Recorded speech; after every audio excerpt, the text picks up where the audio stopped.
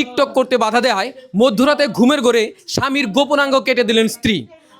অনাকাঙ্ক্ষিত এই ঘটনা কি ঘটেছে বিস্তারিত জানতে তাদের কাছে যাই। আচ্ছা ভাই, কি হয়েছে এবার বিস্তারিত আপনি আমাদের বলুন। বাইরে আমার জাতীয় সম্পদ শেষ করে দিছে, আমি একবারে শেষ, আমাকে হাত পা চলতেছে না ভাই।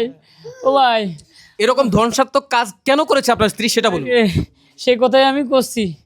আমার বউ দিন রাত খালি টিকটক করে, আমি সারাদিন মনে করেন রিক্সা চলে আসি ভাই।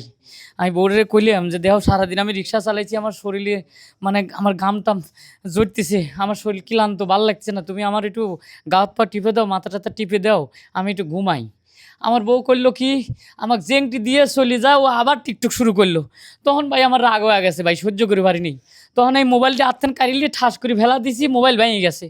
সেই রাগ কী করেছে ভাই, মানে শুইছি, যেই গভীর রাত হয়ে গেছে, আমি ঘুমাইছি গেছি, তখন ফটাস করি আমার মনে করেন যে জাতীয় সম্পদটা কাটিয়ে ফেলাইছি। কাটার সাথে সাথে ভাই আমার মনে হলো কি ভাই, আমি আর মারিত নাই ভাই, আমি একবারে শেষ হয়ে গেছি ভাই। একই জিনিস দুইবার কাটা পড়ছে ভাই, আমি কেমন করে ভাই। ও মা, ও মা, বাঁচাও। আচ্ছা আপনি একটু শান্ত হন। এখন ওনাকে তো হসপিটালাইজড করতে হবে, চিকিৎসা দিতে হবে। তার আগে আপনি বলুন আপনার ছেলে এবং ছেলের বউয়ের মধ্যে সম্পর্ক মোটামুটি কেমন ছিল?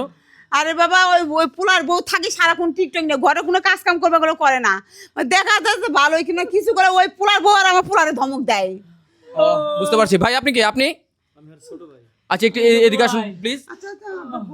এরকম একটা কাজ করেছে, তাকে হাসপাতালে না নিয়ে এখনো বসে আছেন, বুঝলাম না ভাই। হাসপাতালে যে আমরা নিয়ে যাব, এখন আমার ভাই, আমার কথা হইতেছে আমার ভাই যে এই ধরনের একটা ক্ষতি করছে ভাই, আমি তো অবশ্যই এটা প্রমাণ রাখবো ভাই, অবশ্যই তো এটা প্রমাণ রাখবো ভাই। এই জন্য ভাই আপনাদের ডাকছি ভাই, এই যে আপনারা একটা প্রমাণ রাখতেছেন না, তারপর আমি আমার ভাই হাসপাতালে নিয়ে যাবো। আমার ভাই যদি কিছু হয় তাহলে তো ভাই ওর খবর আছে, আর ওর বাড়ির লোকজনে ডাকতেছে, ওর বাপ মা আসুক, তারপর একটা ব্যবস্থা ভাই।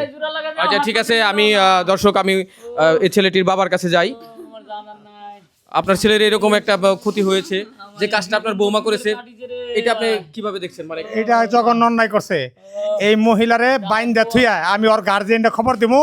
আজকে মনে করেন যে আমার পোলার এটা যে এই কামটা যে করছে, এই কামটা না করার থেকে যদি জব করে ফেলাইতো, তাহলে তো আর আমার ছেলেরা আমি পাইতাম না।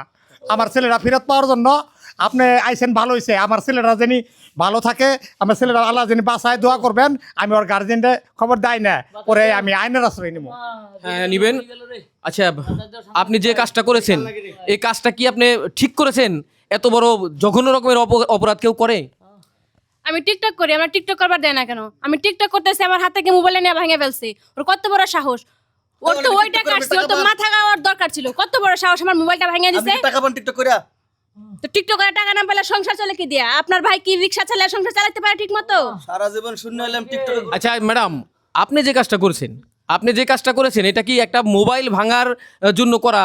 এটা অনলাইনে একটা মোবাইল তো আবার কিনতে পারতেন, তাহলে এই কাজটা আপনি না করলেও তো পারতেন। এই জিনিস কিনে এনে দিতে পারবি না? ও মা, ভালো করছি, ওইটা কাটছি, ভালো করছি। ওর মাথাটা কাটার দরকার ছিল। আচ্ছা ভাই, আপনার এখন আগে চিকিৎসা দরকার, আমরা চাই যে হসপিটালে। ভাই আমাকে হাসপাতালে এলেন ভাই, আমার শেষ ভাই একবার। প্রিয় দর্শক, আমরা চাই যে চিকিৎসা করে ভাই ভালো হোক, কিন্তু ভাইয়ের যে ক্ষতি হয়েছে এই ক্ষতি কখনোই উঠে আসবে না।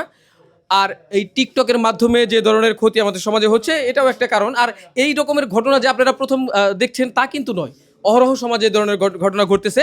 তাই আপনারা অবশ্যই এই সমাজ থেকে এই ভিডিও বা যে টিকটক এগুলো উঠিয়ে দেওয়ার চেষ্টা করুন, যাতে কেউ কিছু করলেও সেটা ভালো করে। আর নিজেদের বউ, মেয়ে, ছেলে ওরা কে কী করে, কী কাজে ব্যস্ত, পড়াশোনা বাদ দিয়ে কিছু করছে কিনা, এ বিষয়েও লক্ষ্য রাখুন। আমরা চাই এ ধরনের ঘটনা সমাজে না ঘটুক। আপনারা ভালো থাকবেন, সুস্থ থাকবেন। পরবর্তী ভিডিও নিয়ে হাজির হব।